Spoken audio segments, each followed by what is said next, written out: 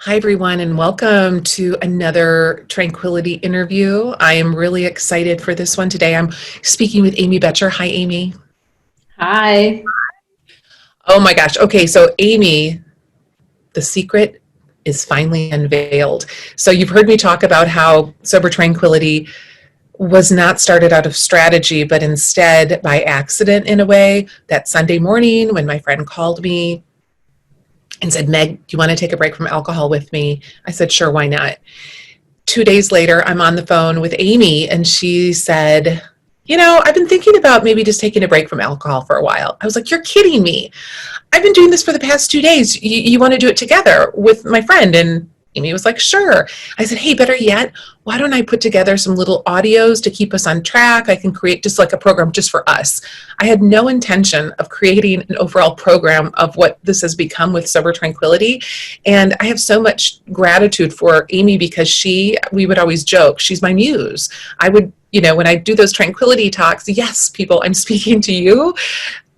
And it started with speaking to Amy. Those are the talks that I would send her each day. Remember, Amy? I would, Yeah. shoot you a text with them. And so anyway, Amy and I were chatting a few weeks ago, and I said, gosh, I'd really love to have you on an interview within the community. Amy is well, let me read her bio, actually, because I'm sorry, but I don't have it memorized. All right. Amy Boettcher is an attorney and life coach. She practiced divorce law for 18 years and has represented hundreds of divorce clients. She knows the unique roller coaster of emotions that divorce and post-divorce life brings. Amen to that. In 2019, Amy left the traditional practice of law to pursue her passion, coaching people as they journey from married life to single life and beyond. Amy is a graduate of the UW-Madison Certified Professional Coach Program. So come coach with her to create lasting change. And I can attest to that. Amy is my go-to person, very wise, plethora of information. And I love that she has this background in law, that she's a life coach, that she was on this journey with me. So she is like the perfect person to have on this interview within our community. So I want to kick it off. Well, and Amy, I look back to when I went through divorce. I wish I had you years ago. I remember saying to my therapist, it's kind of getting to the point where vodka is my best friend at night, because I was just dealing with all of these emotions and anger and then guilt and then mad at him and just regrets and just everything. And so I can't wait to hear from your perspective about all of this idea of, in the topic of our talk today, divorce and drinking, about how divorce bubbles stuff up and that, it triggers us to drink. So, but before we get into that, and typically the clients you serve, I'd love for you to explain to our community what exactly is coaching, and when someone's going through a divorce, why would it be a really healthy thing to reach out for? Sure. Thanks, Meg. And I'm so happy to be here. Thanks for having me on. Coaching is a series of conversations, confidential conversations between the client and the coach, wherein the client goes deeper and goes deep within herself, learns new things about herself, and then forwards the action of her life. So a coach and the client are partners in that journey. And coaching starts with the perspective, and I love this perspective, that the client is already creative, capable, and whole. Yeah. So with coaching, starting from that perspective, you look at the client's values and their thoughts, and maybe thoughts that they're having that aren't serving them very well and that they need to shed, or beliefs, negative beliefs, and get deep about why that's going on and how to change it. And the client is the boss. It's a partnership, but the client is really driving the agenda and the goals that she wants to accomplish. So the coach provides a non-judgmental, safe listening space, and goes deep with the client to wherever she wants to go with the idea that we're moving towards this goal or agenda that the client has for herself. So it's a great way to do self-discovery, to work on relationship issues, career issues, any type of transition issue like a divorce, going from one way of life to the next. It is not therapy. And so it's not a therapist telling you what to do. A coach will never tell a client what to do. She's never going to give advice. Instead, as much as you want her to. As much as you want her to.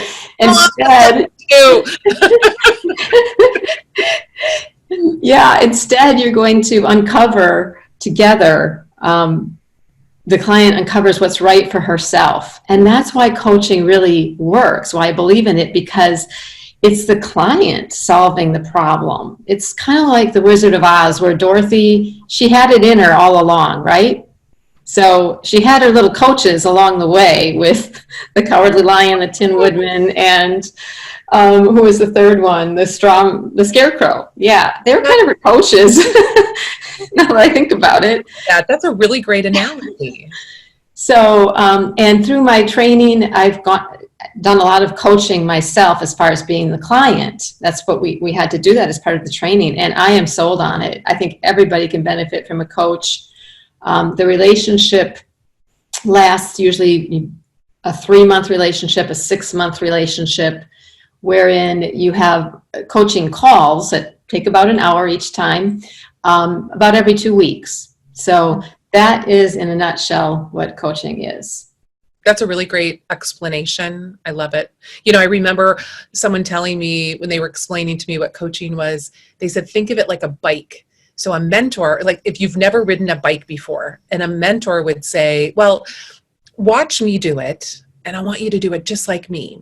And a consultant would say, well, I wrote a book on it, so here's my book. A therapist would say, well, let's go back to your childhood and discover why it is that you haven't tried to ride a bike yet. Whereas a coach like you would say, well, wait a minute, let's back it up. Do you want to ride the bike? Because if you don't, then we'll figure out a plan to sell it. If you do, then we'll figure out a plan, for you to learn how to ride the bike. So I love that. And so thank you. That's a really great explanation. So getting into this idea of, I love your explanation, Amy, about gremlins and saboteurs and, the parts of ourselves and our thoughts that hold us back. Can you share with me or paint a picture of the typical clients who you work with? Sure. Well, first, just a brief explanation on gremlins. They're... Keep talking. I've got to plug in my real life happening here. Got to plug in my... Keep going. Okay. My battery was dying. Whenever a person goes through change, whether it's a good change or a bad change,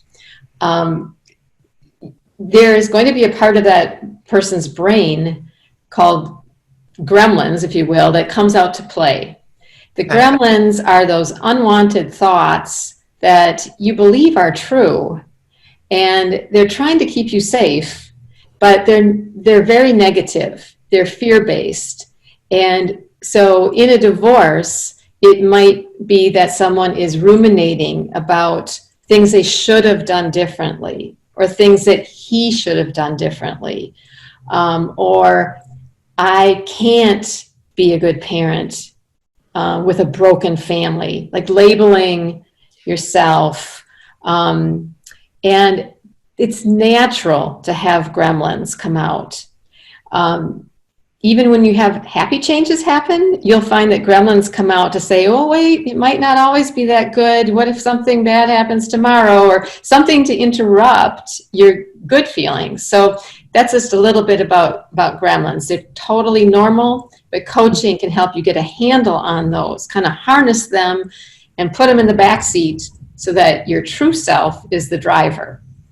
Okay, so typical clients, and everybody's unique, but there are 3 types of people going through divorce that I'll talk about, where I think coaching can be of help. And they are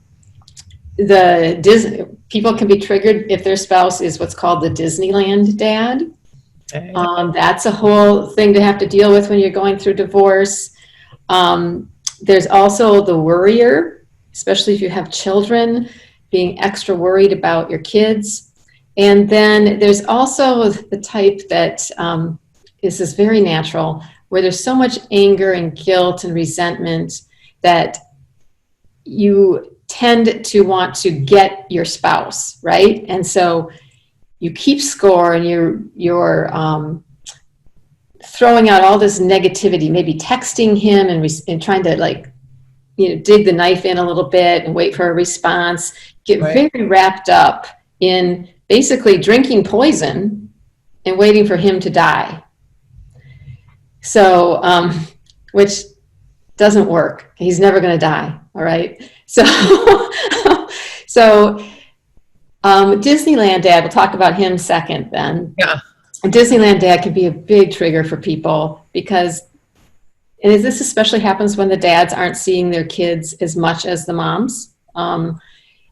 So if the mom has primary placement, the dad might really rev it up. He's feeling guilty, perhaps, about the marriage breaking up. So he's going to overcompensate, especially with the little time that he has, at least in his mind. So he's doing all this fun stuff, spending lots of money on the kids, taking them places, not enforcing rules at home, not making them do their homework. And so they come back to mom and nothing's been done. And yet they've had this wonderful time. They're telling mom all about it. And she's left to pick up the pieces. Sunday night, they haven't had their baths. They've been eating junk food all weekend, and they've been having a ball. So they're cranky, and there's a lot to do before tomorrow. And mom, has had it up to here. And so she's going to react to dad in a way that is not helpful. She's going to call her lawyer, and, at $250 an hour, that was my rate when I was a lawyer, that's an expensive phone call to vent. And it doesn't get you anywhere. The cycle keeps happening. So that control, there's no way to have control over what he does. And coaching can kind of help a person see that and find better ways to deal with when kids come home. The last one is the worrier, the mom that really is worried. She's seeing the family as being broken up and that her kids are at risk. And that might be some gremlins coming out in her head. So to compensate for that, when kids are with dad, she's calling all the time. And when I was representing the dads, they would call me on a Monday and say, I had the kids for the weekend. It was okay, but, my wife was calling every hour on the hour to check in or texting, or the kids are checking their phones all the time instead of being with me. And they're kind of feeling torn about being with me or being with mom. So mom doesn't mean to set that all up in motion. She's just scratching this itch of checking in on them to be a good mom. Again, gremlins telling her what she should be doing. And it's not helping the situation at all on so many levels. So those are there are many different types, if you will. And like I said, everybody is unique, but those are some archetypes that I saw over when I was practicing law and where I really thought, wow, a coach could help here. Lawyers are trained in the law and they're very nice people. They want to help, but they can't go deep. They're not trained to go deep with someone, and they're not, that's not their job. It doesn't last. I was always frustrated. I felt badly. I talked to my clients and, give them advice when I was a lawyer. And then the next week they would call back with that same emotional question again, because they hadn't done the work to past.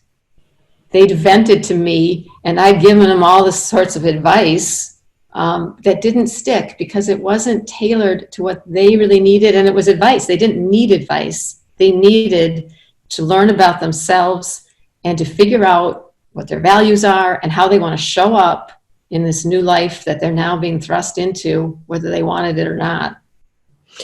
Yeah, and as you're talking, so it's like, yeah, you got the poison drinker, you got the worrier, you've got the one who kind of has to be the bad guy, or so to speak. And I would imagine that because I went through a divorce, I didn't have children, and I'm just putting myself in someone's shoes, especially that has children. I mean, like, I could fall into, except for the worrier. Well, I guess, yeah, I was just the poison drinker, maybe. but I would imagine that some people vacillate between the three. You're not just one, right? One day you're the worrier, then you're mad, and then then you got to be the tough one and the take charge parent. And so, can you speak to those three kind of archetypes, as you call them? And what would your advice be if you could give just a nugget of advice for each archetype on, hey, when you're worrying about the kids, I understand you might be, the default might be to grab a drink, or when you're really pissed off, to, make the martini, or so, like, what would be your advice for each of those archetypes to do instead of grabbing the alcohol? Yeah. The worrier, first of all, well, this is a technique I think that works well for all three, Okay. but especially if you have children when you're going through a divorce. And that is, once you have some quiet time, like you've got the kids to bed, or maybe they're off with dad, and you feel that urge to grab the phone and text the kids, hey, how you doing? Is everything going okay? Instead, you stop and picture your future self. Like, and by future self, I mean, picture yourself out 5 years. And what do you want your family to be like? See them, because you're still going to be a family. See what you want. What do you want to be like? How do you envision your kids in 5 years? And really take some time to get centered with what you want that to look like and who you want to be in 5 years. And I think that gives a lot of clarity, because then you come back to the present and say, okay, will my grabbing the phone and texting the kids, is that going to get me to where I want to go? Right. Might get my kids to where I want them to go. So it's this knee-jerk reaction that people do when they're under stress, whether it's reaching for a drink, texting the kids. It's all gremlin based. And if they just take a pause before reaching for that drink, texting, and do that future self activity, I think that can be really helpful for any of the emotions that are going through divorce, when you're going through a divorce. Right. Yeah. I mean, that is, I remember a friend of mine who was going through a divorce saying, oh my God, I just like go in the garage once I put the kids to sleep and like smoke my cigarettes and drink my Cosmos. And it's hard. I mean, here in the community, we have all the tools, we have all the this and that to try. And I would imagine that it's doubly hard to be courageous enough to take a break while you're going through this. My question to you is, what do you envision as the upside? If someone were able to step into courage while they're going through a divorce and not choose the alcohol and choose something different, what would be available to them? You mean as far as why that would be a good idea to try? Like, would it impact their life? Like, yeah. Yes. Okay. Well, I think when you go through a divorce, the way people usually look at it is that it's a failure of some sort, and there's regret, there's grief, and those are important emotions to sit with. But it's also, I think, a time to flip that perception, that perspective around and say, this is an opportunity for me.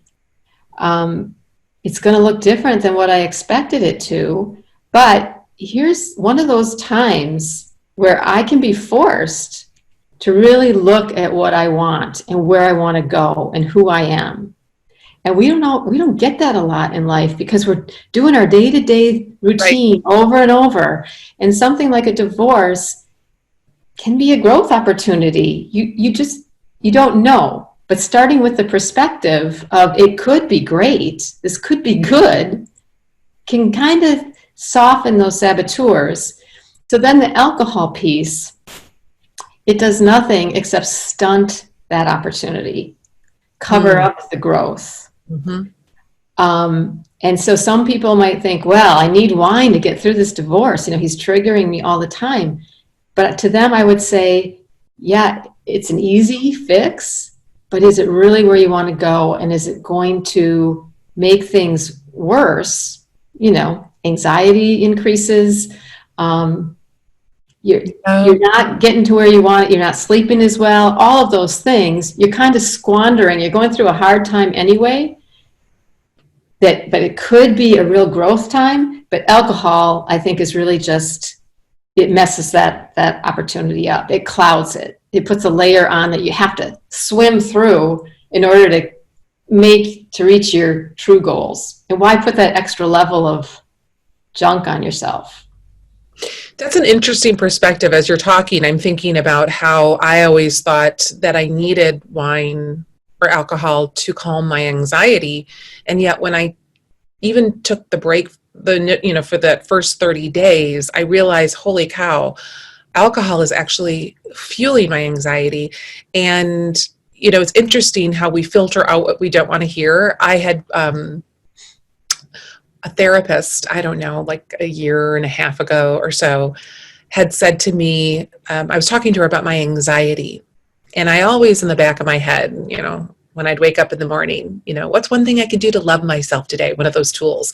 Oh, and I would always be like, drink water and work out. And in the back, I'd be like, take a break from alcohol. And so, but I would filter that out. And then one day I was sitting with her and I was saying, I'm working out. I don't want to go on anxiety medication. It's totally fine for people that do. I've been on it in different points of my life. I'm trying something different this time. And she said, well, Meg, tell me about alcohol. She brought it up. And, like, what's your alcohol use? I'm like, well, I just have like a glass or two of wine at night, normally two or three. And she said, well, and I said, and I've talked to other people and they say I'm not an alcoholic and it's not a problem. And in Italy they do it. And in France they do it. And she's like, no, that's fine. She's like, nothing's wrong with having a glass of red wine every night, but how's it working for you? And that was like that was like the door that opened to me of like, oh, well, maybe this is individual. And then she asked me, I bet you have friends that can go out and have some drinks and they're fine the next day. And I said, now that I think about it, yeah, like it doesn't affect them like it affects me. And she said, I'm just saying you might want to consider how alcohol is affecting your anxiety. And then she shared some science with me that when you drink, let's say on a Friday night, mm-hmm. I always thought, well, I just got to get through not feeling too hot on Saturday and then I'll feel better Sunday. She said science shows that the anxiety actually hits its peak 3 days after ingesting alcohol. And I'm thinking, well, good Lord, I'm like on a constant peak because wow. I can't remember the last time I didn't have at least one glass of wine over the past 8 months. So I would imagine someone going through a divorce, to your point, is, you're robbing yourself. You're removing the opportunity to experience what you're so trying to capture, which is relief, which is peace. I want peace. I want this. I want that. And if you're someone where you tend to be on the overwhelm end, or you tend to get worry a lot or stress a lot, or, it's something to look at. And so even if you don't want to give up alcohol completely, maybe during this time, it would, through the divorce, it would be an experiment to look at. How am I able to better show up? Absolutely. Yes, yeah. Yeah, I love that. And I love how you said there was that little voice in the back of your mind. Instead of, you said, well, maybe I should just I'll drink water and work out. But the little voice, your intuition was saying, no, Meg, alcohol needs to have a look. And that was my experience as well. Yeah. So I agree with everything that you said, and it's counterintuitive because our culture well, I shouldn't say it's counterintuitive, because our intuition knows what we should do, but the world tries to tell us that if you're going through a divorce, heck, you need wine, all the advertising, all the memes, moms and wine. And when you really pay attention, like through your program, as to how you feel with that, it's like, why do that to yourself? So that's why I love your program, because it really gets to that why, and taking care of yourself, being mindful, questioning. I love the fast forward that you do, and I think that your listeners will get to that technique. That would be great for people going through divorce. Why don't you talk about that a little bit? Like, if you could paint us a picture, give us a story about, someone going through a divorce, and how that technique and any other techniques that you want to talk about would help.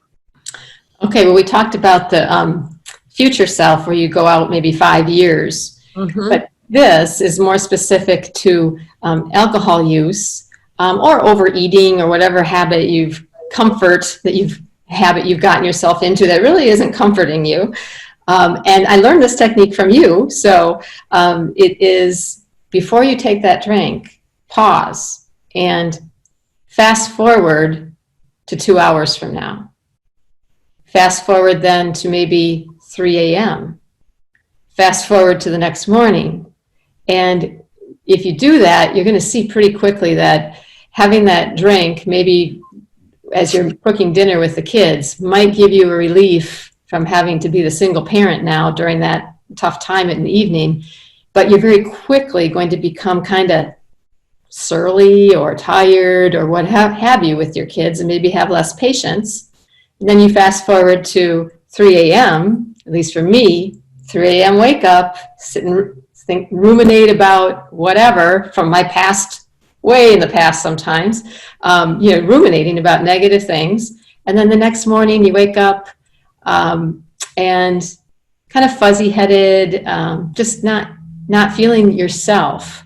Right. So if you do that technique, then you go right in that moment before you're going to take that drink. It's just so helpful to then say, nope, just put it away. Not tonight. Yes, and that trick is great. Because it is, because I think that 2 hours of happy hour, which is such a respite for many of us in the past, we now realize that, well, that 2 hours kind of not wrecked, I mean, that's a little dramatic, but, took away some joy from the other 22. I'd love for you to speak, and for those of you, on my website, I talk a lot about, it's like the promo page, whatever you call it, when you signed up for this program, I talk a lot about your, reaction equals reality, your thoughts. It's the cycle of you think a thought, and then you have a feeling, and then that affects your choice.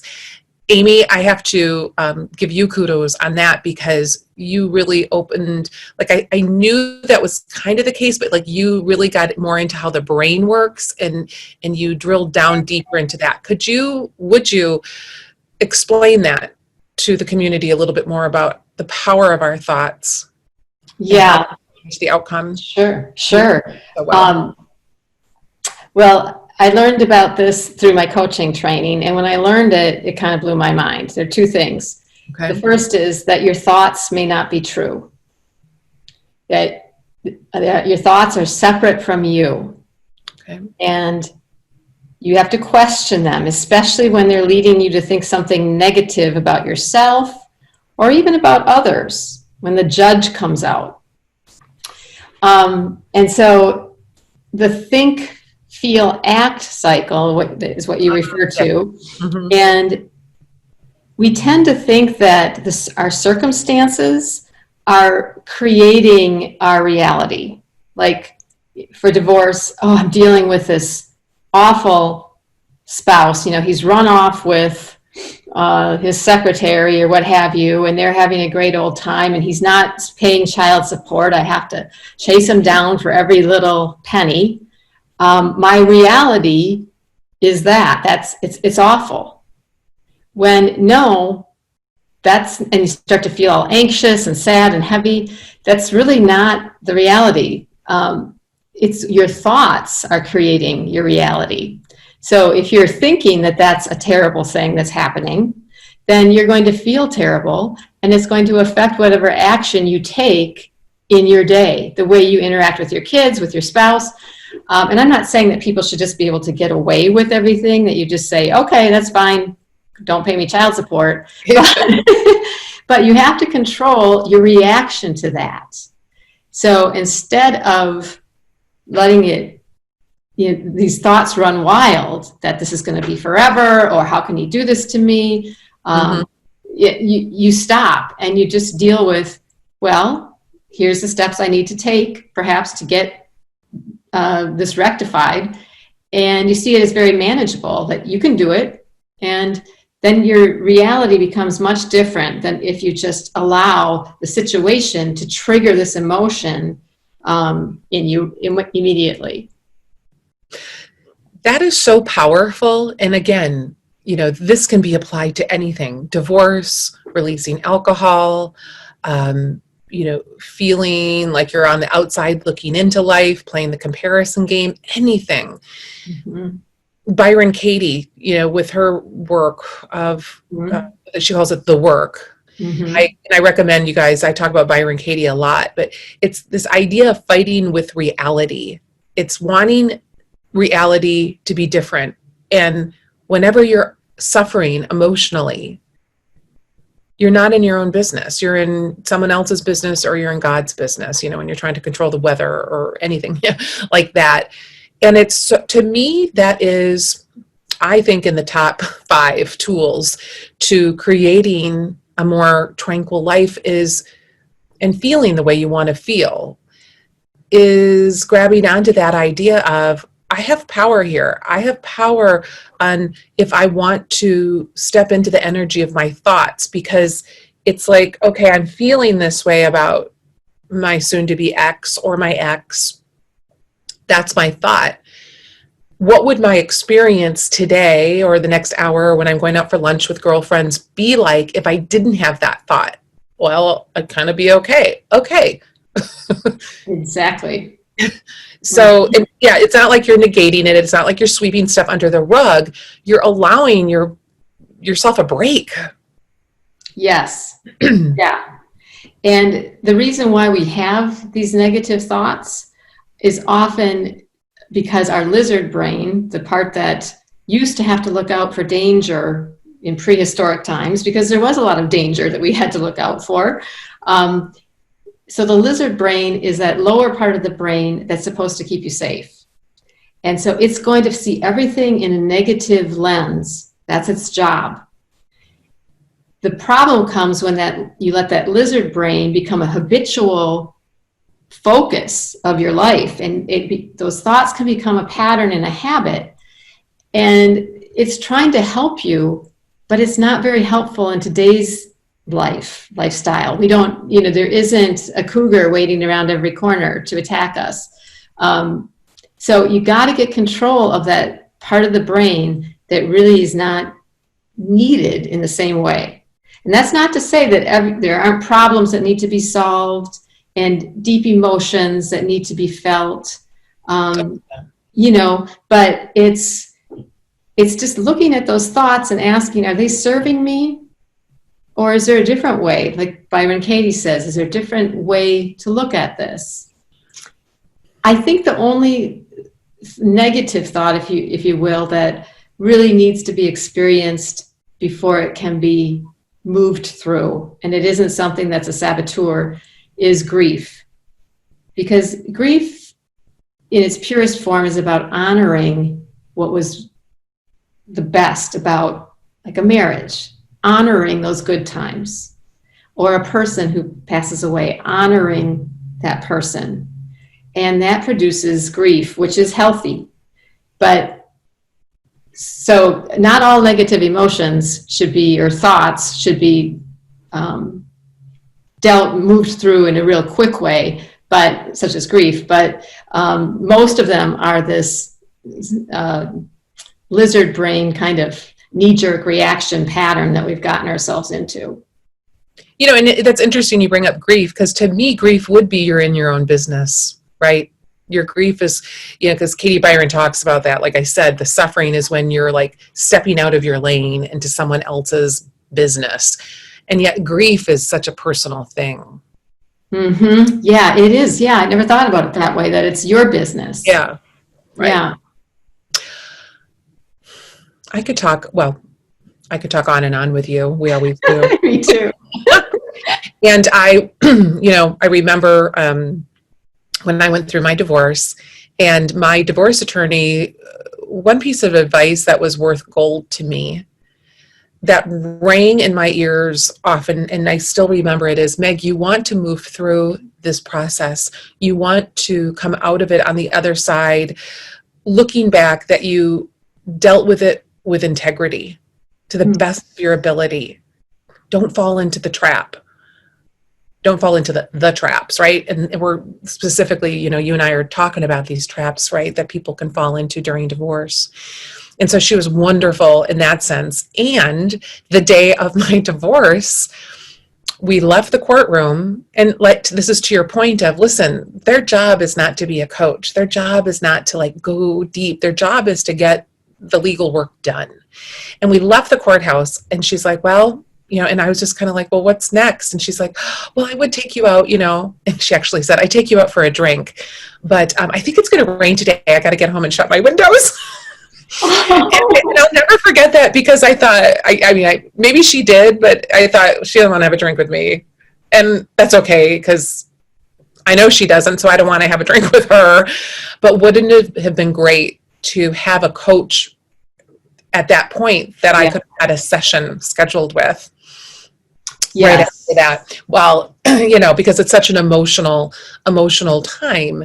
And so anyone that's watching this, if you're going through a divorce, or someone who's going through a divorce, I encourage you to reach out and check out. Now, Amy, if people want to find out where you are, where should they go and learn more about you? Yeah, I have a website, and it's www.amycoaches.com. And you can find out more about me, and if you wish, schedule a free sample session so we can get to know each other a little better. So that's how you can find me. Okay. Is there anything else you want to share about yourself or this whole idea of divorce and drinking before we sign off for today? No, I think that we covered a lot of topics, and I've enjoyed this conversation so much. And I want to thank you for having me on, and thank you for the Sober Tranquility program, because it's made a difference in my life. I enjoy each day getting the talks from you, and it's really been great. Okay, well, I'm so glad you're here. And all right, if you want to learn more about Amy, amycoaches.com, and that's AMY for Amy, because I know some people spell it differently. And stay tuned for more interviews, and I hope you all have a wonderful day. See you later. Bye-bye.